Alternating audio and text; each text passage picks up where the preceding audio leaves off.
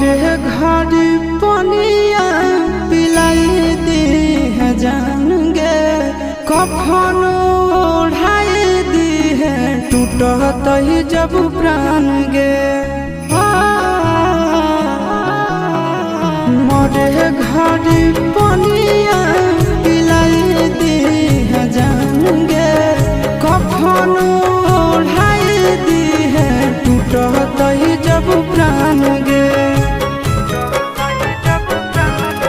हगे हमारा से तोरा जाती प्यार होता भेंट साक्षात कर लगे।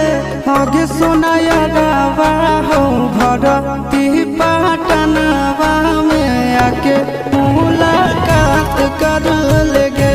हगे सोनाया गावा